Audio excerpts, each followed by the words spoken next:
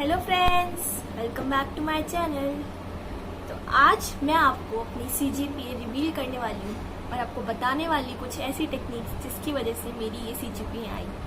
तो मैं आपको आज अपने फर्स्ट ईयर के सेकंड सेमेस्टर की CGPA रिवील करूँगी। और मैंने फर्स्ट ईयर का सेकंड सेमेस्टर इसलिए चूज़ किया है क्योंकि अभी जो लोग फर्स्ट ईयर के सेकंड सेमेस्टर में उन्हीं को ज़्यादा प्रॉब्लम्स आ रही है। जो लोग सेकंड ईयर में हो जाते हैं उनको थोड़ा नॉलेज रहता है तो वो अपनी CGPA खुद से इम्प्रूव कर लेते हैं, पर जो फर्स्ट ईयर में होते हैं उनको इतनी नॉलेज नहीं होती है और उनका फर्स्ट ईयर का फर्स्ट सेम ऑब्वियसली निकल चुका है, तो ऑलरेडी अब वो उस चीज़ को नहीं सुधार सकते। लेकिन अभी वो अपने फर्स्ट ईयर के सेकंड सेमेस्टर के जो एग्ज़ाम्स हैं वो देने वाले हैं, तो वो उस चीज़ को, उन टेक्निक्स को थोड़ा सा अपना लें और अपनी CGPA को इम्प्रूव करें। तो मैं आपको सबसे पहले अपनी CGPA रिवील करूंगी। उससे पहले मैं आपको बोल दूं कि आप ये वीडियो को पूरा देखोगे स्टार्टिंग टू एंड तक, और प्लीज़ मेरी वीडियोस में अच्छे अच्छे कमेंट्स करो। और जो लोग IIT रुड़की से हैं ना, वो लोग प्लीज़ इसमें कमेंट करके अपना नेम डालो और लिखो कि वो IIT रुड़की से हैं, किस ब्रांच से हैं और कौन से ईयर के हैं।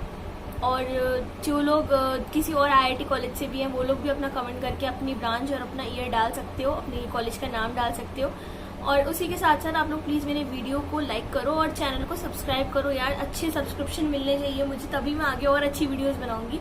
और कमेंट करके ये भी डालो कि आप किस टॉपिक पे वीडियोस बनाना चाहते हो, आप किस टॉपिक पे चाहते हो कि मैं आपको वीडियोस बना के दूँ। तो आज तो मैंने सबसे पहले ये टॉपिक खुद से चूज़ किया है क्योंकि मुझे लग रहा था कि लोग कह रहे थे मैंने टॉपिक डाला था कि 10 CGPA कैसे लेकर आनी चाहिए कॉलेज में, तो काफ़ी लोग उस पर कह रहे थे कि ना 10 CGPA कैसे आ सकती है। तो अब मैं आपको वीडियोज़ में बताती हूँ कि मेरे क्या ग्रेड पॉइंट्स आए थे और वो कैसे आए थे। तो गाइस, सबसे पहले मैं स्टार्ट करती हूँ जियोमेट्रिक्स इंजीनियरिंग से।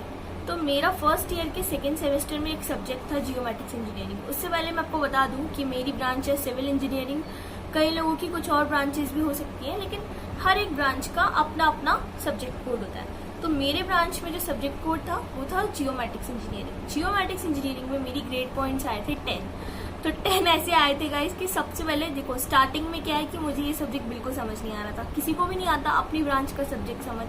लेकिन क्या होता है कि धीरे धीरे टाइम के साथ ना मैं सब्जेक्ट को अपना रही थी। लेकिन देखो, फर्स्ट टाइम भी जब मैंने सब्जेक्ट को देखा तो मुझे वो बहुत टफ लगा क्योंकि ये सब्जेक्ट जो था वो मेरे फर्स्ट ईयर में, फर्स्ट सेमेस्टर में भी था, पर वो छोटे रूप में था। जब ये सेकेंड सेमेस्टर में गया तो ये थोड़ा सा ज़्यादा डेंजरस हो गया था। तो क्या करा मैंने कि पहले शुरू में तो मुझे लग रहा था कि मैं इसमें पास हो जाऊं, बस वही बहुत है। लेकिन लास्ट आते आते इसमें मेरा 10 ग्रेड पॉइंट आया। इसका एक एडवांटेज ये था कि मेरे मिड टर्म एग्जाम्स बहुत अच्छे गए थे। जैसे मैंने आपको पहली वीडियो में बताया कि मिड टर्म एग्जाम्स और एंड टर्म एग्जाम्स दो ही ऐसे मौके होते हैं जो आप फोकस करो और बड़े अच्छे से नंबर लेकर आओ, कैसे भी, किसी भी तरीके से। तो मिड टर्म एग्जाम मेरे बहुत अच्छे गए थे इसके अंदर। दूसरा, इसमें एंड टर्म एग्जाम हो नहीं पाए थे क्योंकि कोविड आ गया था, तो हम लोग अपने घर आ गए थे, इसलिए एंड टर्म एग्जाम नहीं हुए थे। लेकिन मिड टर्म एग्जाम्स इसमें ऑफलाइन हुए थे, ऑनलाइन नहीं हुए थे। तो एग्जाम्स जो थे वो तो ऑफलाइन ही हुए थे, तो हम ये नहीं कह सकते कि इसमें चीटिंग हुई थी। मिड टर्म एग्जाम्स बिल्कुल बढ़िया तरीके से हुए थे। एंड टर्म एग्जाम्स नहीं हो पाए थे इसमें क्योंकि उसके बीच में हम लोग स्विच नहीं कर पाए थे ऑनलाइन की तरफ, तो हमारे and term exam system cancel हो गए थे। लेकिन मेरे मिड टर्म बहुत अच्छे गए थे। मैंने सारे assignment time to time submit किए थे। और दूसरा, मैंने जितने भी जियोमेट्रिक्स के प्रैक्टिकल्स थे वो एकदम टाइम टू टाइम किए थे। लैब में जाने से पहले मैं अपनी पूरी लैब रिपोर्ट एक बार प्रिपेयर करके जाती थी, तो मेरे लैब रिपोर्ट में भी 10 आए थे। तो इस वजह से मेरे जियोमेट्रिक्स के पूरे कोर्स में 10 ग्रेड आई थी। तो नेक्स्ट ग्रेड है waste water supply. Water supply जो हमारा सब्जेक्ट था ये भी एक तरीके से सिविल की कोर सब्जेक्ट है, तो ये सिविल में आता है फर्स्ट ईयर के सेकेंड सेमेस्टर में। तो वाटर सप्लाई में मेरी 10 ग्रेड पॉइंट आई थी। इसका भी यही कारण था कि स्टार्टिंग में ये सब्जेक्ट मुझे थोड़ा सा ट्रिकी लग रहा था, कोई समझ नहीं आता है। इन्वायरमेंटल इंजीनियरिंग हो गया, वाटर सप्लाई हो गया, ये सब्जेक्ट थोड़े समझ में नहीं आते हैं क्योंकि इनमें ना बहुत सारी ऐसी इक्वेशंस होती हैं जो कि हम लोगों को नहीं समझ में आती। इंजीनियरिंग इक्वेशंस होती है, तो उन इक्वेशंस पर पहले मैं फोकस कर रही थी स्टार्टिंग में। तो धीरे धीरे मुझे पता लगा कि जो थ्योरी होती है, वाटर सप्लाई हो गया या इन्वायरमेंटल इंजीनियरिंग हो गया, इन सब्जेक्ट्स में थ्योरी का कोई ज़्यादा यूज़ नहीं होता है। थ्योरी बेसिकली MCQs के लिए होती है और जो मेन क्वेश्चन जो क्वेश्चन पेपर मेन आता है वो ज़्यादातर न्यूमेरिकल होता है। तो ये बात मुझे थोड़ा धीरे धीरे रियलाइज़ हो रही थी, तो इसलिए मैंने उस टाइम पे जब मैं एग्जाम्स के लिए गई तो मैंने थ्योरी कम पढ़ी और मैंने न्यूमेरिकल पे ज़्यादा फोकस किया। जितने भी क्वेश्चंस न्यूमेरिकल दिए हुए थे मैंने वो सारे न्यूमेरिकल अच्छे से बनाए थे, तो इसलिए मेरे मिड टर्म में भी ठीक ठाक नंबर आ गए थे इसमें। और उसके अलावा जो इसमें असाइनमेंट हुए थे या जो भी इसमें क्विजेज हुई थी उन सब में भी मेरे अच्छे स्कोर था। और लास्ट में हमने एक असाइनमेंट सबमिट किया था जब हम लोग ऑनलाइन की तरफ स्विच कर रहे थे, तो यहाँ पे आने के बाद, घर पे आने के बाद हमने एक असाइनमेंट इसमें सबमिट किया था। कोई एंड टाइम एग्जाम नहीं हुए थे, पर हाँ उस समय असाइनमेंट में भी कुछ ऐसी चीटिंग खास होती नहीं थी क्योंकि सब कुछ नया नया था, सब कुछ नया नया स्विच हो रहा था ऑफलाइन से ऑनलाइन, तो ज़्यादा चीटिंग उस समय नहीं हो रही थी। तो जैसा भी चला सब कुछ अपने दम पे किया। तो वाटर सप्लाई में भी मेरी 10 ग्रेड पॉइंट्स है। तो नेक्स्ट हम बात करते हैं जनरल केमिस्ट्री की। जनरल केमिस्ट्री कई लोगों को बहुत बोरिंग सब्जेक्ट लगता होगा जनरल केमिस्ट्री, बिकॉज इसमें आप लोग को पता हो 3 तरीके की केमिस्ट्री होती है। एक होती है फिजिकल, एक होती है इनऑर्गेनिक और एक होती है ऑर्गेनिक केमिस्ट्री टाइप की। तो जो फिजिकल केमिस्ट्री है वो काफ़ी लोगों को अच्छी लगती है। जे के टाइम पे फिजिकल केमिस्ट्री काफ़ी लोग कहते हैं फिजिकल केमिस्ट्री बहुत ईजी होती है। ठीक है, फिजिकल केमिस्ट्री मुझे भी ईजी लगती है क्योंकि उसमें न्यूमेरिकल आते हैं तो वो समझ में आ जाते हैं, तो ईजी होती है।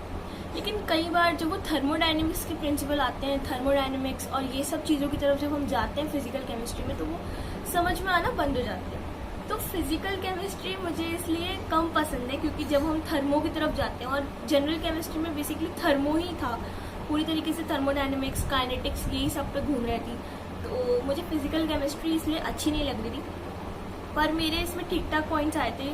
मिड टर्म में मेरा अच्छा स्कोर आ गया था। और हमारे क्योंकि 3 केमिस्ट्री थी, तो फिजिकल केमिस्ट्री में अगर थोड़ा कम भी रहा होगा स्कोर, तो इनऑर्गेनिक और ऑर्गेनिक केमिस्ट्री में बैलेंस हो गया था। तो इसमें इनऑर्गेनिक और ऑर्गेनिक केमिस्ट्री में पेट्रोलियम प्रोडक्ट्स के रिलेटेड ऐसा कुछ आया था। इस तरीके से जनरल केमिस्ट्री थी।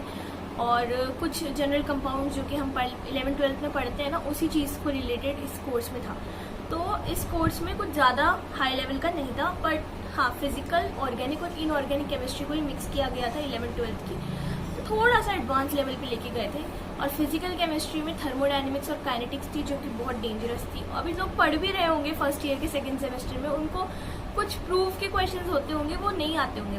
तो मेरा तो यही था कि आप ना एक बार यूट्यूब पे फिजिकल केमिस्ट्री और इनके लेक्चर्स मैंने देखे थे, मैं इस वीडियो के लिंक में भी शेयर कर दूंगी, डिस्क्रिप्शन में लिंक डाल दूंगी उसका। मैंने जो लेक्चर्स देखे थे मैं आपको लिंक दे देती हूँ। और ऑर्गेनिक और इनऑर्गेनिक केमिस्ट्री के लिए मैं बताऊँ कि आप लोग ना ज़्यादा इधर उधर मत जाना। ऑर्गेनिक और इनऑर्गेनिक केमिस्ट्री वाले जो आपके टीचर्स होते हैं वो आपको ऐसी स्लाइड्स देंगे जो आप स्लाइड से पढ़ोगे ना वही का वही एग्जाम में पूछ लेंगे। लाइक स्लाइड में अगर डेफिनेशन दे रखी तो आपको डेफिनेशन ही पूछ लेंगे उठा के। तो आप डेफिनेशंस और वो जो स्लाइड्स है ना उन्हीं को देखोगे ना तो आपका बहुत अच्छा हो जाएगा। फिजिकल केमिस्ट्री के लिए आप यूट्यूब को रेफर कर सकते हो, आप किसी और लेक्चर नोट्स को रेफर कर सकते हो, पर ऑर्गेनिक और इनऑर्गेनिक केमिस्ट्री आपकी आराम से हो जाएगी। और यहाँ घर पे आने के बाद हमने इसमें कोई असाइनमेंट सबमिट नहीं किया और कोई लेक्चर नोट्स नहीं आए। घर पे आने के बाद जितना मिड टर्म तक हुआ था उतना ही रहा। उससे पहले जो असाइनमेंट हुए थे उनको और मिड टर्म को मानकर ही मेरे 10 ग्रेड पॉइंट्स आए थे इस जनरल केमिस्ट्री में। तो अगर हम नेक्स्ट बात करें तो नेक्स्ट है मैथमेटिक्स, प्रोबेबिलिटी एंड स्टैटिस्टिक्स। इसमें मेरे ग्रेड पॉइंट्स है 7 इसलिए रहे क्योंकि ये सब्जेक्ट जो होता है वो कॉमन होता है। कॉमन मतलब सब ब्रांचेज में होता है, सिविल के अलावा और ब्रांचेज में भी, जैसे कंप्यूटर साइंस, ईसीई, इलेक्ट्रिकल। तो उस वजह से मेरे इसमें ग्रेड पॉइंट्स कम है क्योंकि सब ब्रांचेज में अगर ये सब्जेक्ट होगा तो किसी ब्रांच में किसी का स्कोर काफ़ी ज़्यादा था और हमारे ब्रांच का जो ओवरऑल हाईएस्ट स्कोर था वो भी थोड़ा कम रहा था। तो इस वजह से सब कुछ मिला करके जब हमने रिलेटिव निकाला तो मेरा इसमें स्कोर कम। जैसे मैंने आपको बताया कि अभी तक देखो जो भी सब्जेक्ट चल रहे थे इससे पहले के वो तो था हमारा सिविल का सब्जेक्ट, लेकिन मैथमेटिक्स और प्रोबेबिलिटी वाला जो सब्जेक्ट था ना वो सब ब्रांचेस में था।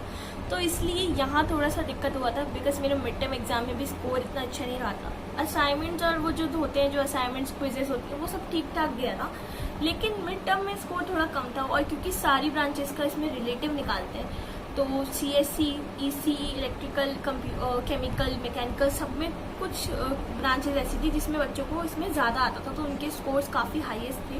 और हमारे ब्रांच में भी इसका स्कोर भी थोड़ा लोएस्ट गया था और इसका जो एवरेज था वो भी हाई गया था। तो एवरेज हाई जाने की वजह से ही इसमें मेरा जो ग्रेड पॉइंट था वो 7 ही रह गया मैथमेटिक्स एंड प्रोबेबिलिटी में। इसके बाद अगर मैं बात करूँ तो हमारा सब्जेक्ट था सॉलिड मैकेनिक्स।